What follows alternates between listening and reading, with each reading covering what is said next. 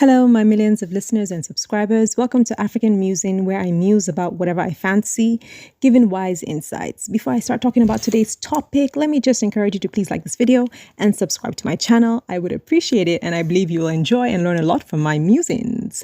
When I was in 11th grade, a married couple that I liked split up. Their split rocked people and saddened me. So I felt that surely something could be done to save their marriage. And the only person I knew who had this power was God, if I prayed and fasted for their marriage. I was an idealistic teenager on the cusp of adulthood with a very limited understanding of life, as you can imagine. The lives of others, celebrities of the likes of Gwen Stefani and Zendaya, held much sway in my life since I wasn't paying any bills or cooking. I had time and youthful exuberance on my hands. I thought I could take on the world. I was raised in a Nigerian church doctrine, which taught that God answered prayers if you prayed and fasted. But I had heard some teaching about finding out God's will before embarking on or praying for things, because if something was not God's will, it would not happen, and you would waste your time and effort. So I asked God a question. Jesus, can I pray and fast for this couple so that you can bring them back together?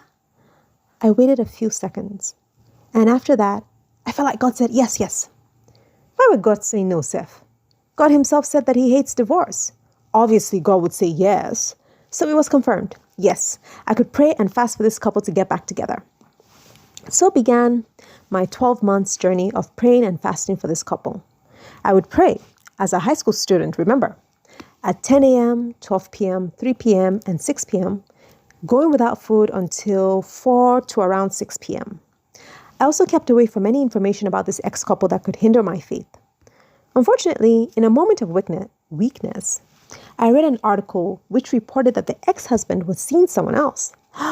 This took my faith and plunged it into the depths of the sea of my heart, because it meant that there was no hope of reconciliation between him and his ex-wife.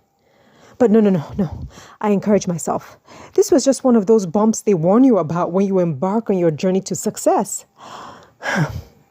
Other bumps came, which I also brushed aside.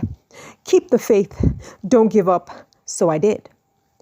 I set a date for when God would answer my prayers, which was like a year after I started praying and fasting. On the set date, nothing happened. 2 days later, this ex-husband and the wife who I assured myself he was not seeing announced that she had just given birth to his baby. I was shocked. Angry at God, my heart felt sick because hope deferred makes the heart sick and eventually bitter. How could this happen after all the praying and fasting I did? God told me I could pray and fast. God cannot lie, so this cannot be true. In fact, it's false. That ex-husband and his girlfriend woman were not the real people. They were kidnappers impersonating them. I loosely held on to this delusion for a few days and then let it go because it was too far-fetched. I accepted reality. I was angry at God. Eventually, I put aside my pain and hurt into a box of painful, unanswered prayers that resided in my heart, and I moved on with my faith in God. At university, I came across a teaching by Andrew Womack in which he explained that God cannot answer certain prayers that go against a person's free will. For example, reconciliation between a couple. All he can do is to put thoughts in their minds that encourage reconciliation, but they could choose not to get back together. Oh, I thought, so God couldn't have brought that couple back together. But God, why did you allow me to pray and fast for you pray and fast to you for basically a year for something you couldn't directly change? And this is what God whispered back to me in the inaudible voice of my heart.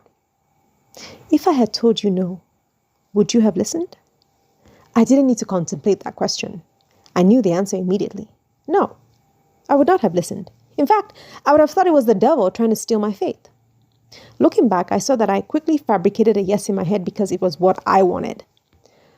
I always tried to understand why I made certain mistakes in my life, so I had to ask myself why I embarked on this mission. I concluded that there were 3 reasons. Number 1, ignorance. I was ignorant about how God answered prayers that involve free will. Number 2, isolation. I never told anyone what I was about to embark on, and I had no mentor to wisely and compassionately advise me about it. I isolated myself from readily available information that could have shown me that the ex-husband's girlfriend was pregnant and that he was always with her. Number 3, my ego, pride, arrogance, and stubbornness. I believe that this was the main issue. I was saddened by their breakup, and my sadness and my desire for them was all that mattered. Their desires and free will did not even enter the equation. Even if I had a mentor, would I have listened? So I write and I say all this to say this.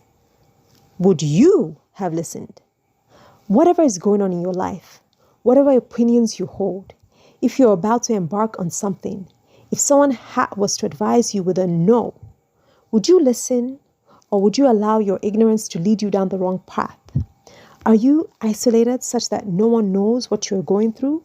And do you have a heart of stone such that you hold on to your opinion so tightly, thinking you're always right, and therefore no matter what anyone says, you would never change your mind? Let my mistakes as an 11th to 12th grader be an example to you. Would you have listened? Well, I hope you have enjoyed what I just discussed. Let me know what you think in the comment section. If you yourself or maybe you know someone who has done something similar, let's discuss it in the comment section. And please like this video, share it with your friends, discuss it with your friends. And if you want to know the links to any of the pictures you see in this video, please check the description box. Bye.